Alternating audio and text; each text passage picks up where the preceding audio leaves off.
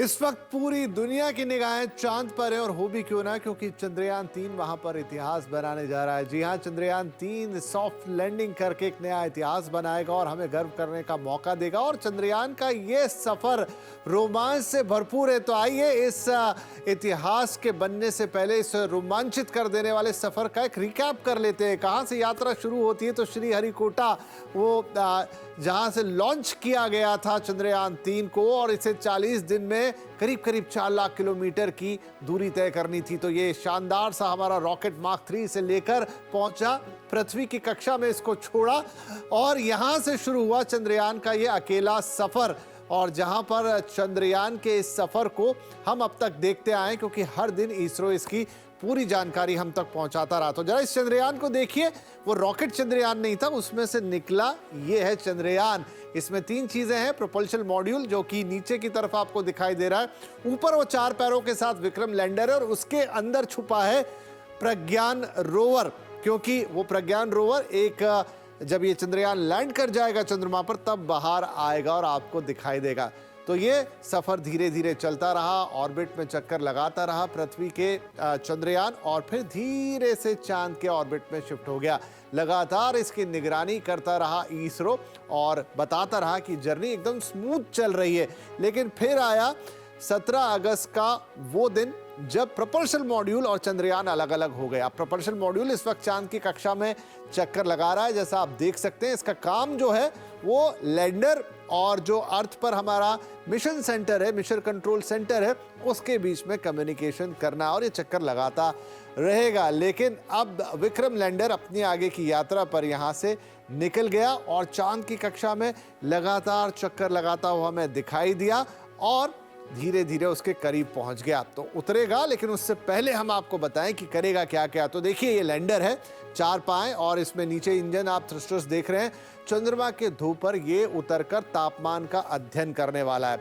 आप सब जानते हैं कि हम चंद्रमा के दक्षिणी ध्रुव पर उतरेंगे, जो कठिन जगह है, तो वहां पर अध्ययन करेगा, वहां की सतह कैसी है ये देखने की कोशिश करेगा, और साथ में बहुत सारी जानकारियां हमें भेजेगा। वहां का जो लैंड साइट होगा, मतलब जहां पर ये लैंड करेगा, वहां किस तरह से धरती में कंपन होता है, चंद्रमा की भूकंप किस तरीके से वहां आते हैं, उसको हमें बताएगा।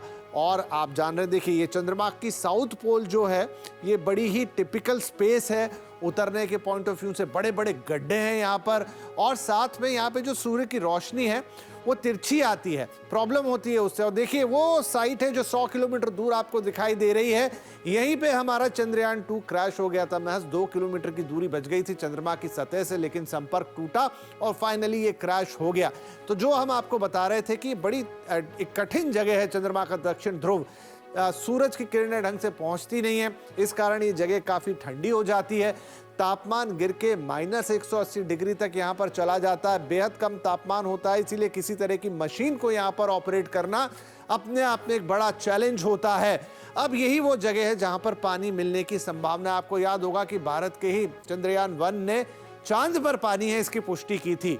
अच्छा, अब ये प्रज्ञान रोवर निकलेगा। अगर ये हमारा विक्रम लैंडर लैंड कर गया सक्सेसफुली, तो उसका दरवाजा खुलेगा, सीढ़ी नुमा चीज बाहर आएगी, और उससे प्रज्ञान रोवर बाहर आएगा, ये तस्वीरें खींचेगा, चांद की मिट्टी की ये जांच करता हुआ नजर आएगा, और साथ में चांद के वातावरण की रिपोर्ट ये हमें करेगा कि किस तरह का वातावरण है। चांद पर केमिकल विश्लेषण भी ये करेगा, वहां पर सॉइल हो गया या जो भी चीजें इसे मिलेगी उनका एक विश्लेषण करके हमें भेजेगा। वहां पर किस तरह के खनिज मौजूद हैं, वहां पर किस तरह की जलवायु है, जल तो नहीं और वायु भी नहीं है, लेकिन क्या वातावरण है उसकी ये हमें रिपोर्ट पल पल की भेजेगा।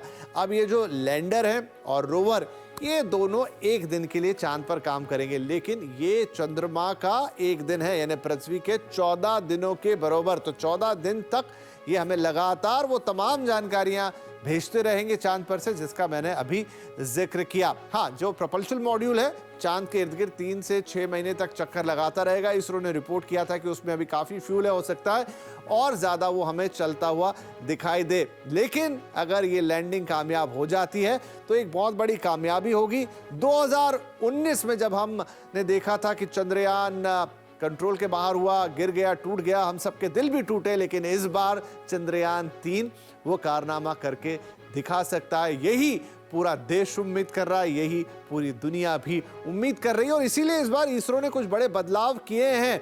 मसलन ज़्यादा बेहतर सेंसर्स लगाए गए हैं, ज़्यादा अच्छी क्वालिटी के थ्रस्टर्स लगाए गए हैं, उनमें बड़े बदलाव किए हैं। थ्रस्टर्स को 5 से 4 कर दिया गया है, लेकिन उन्हें काफ़ी उन्नत बनाया गया। उन पे जो कंट्रोल है, जो प्रिसीशन है, जो सॉफ्टवेयर है, उसको अपडेट किया गया है, क्योंकि सॉफ्टवेयर ही ये सारे डिसीजन लेगा कि उसको किस प्रिसीशन के साथ सॉफ्ट लैंडिंग करनी है चांद की सतह पर।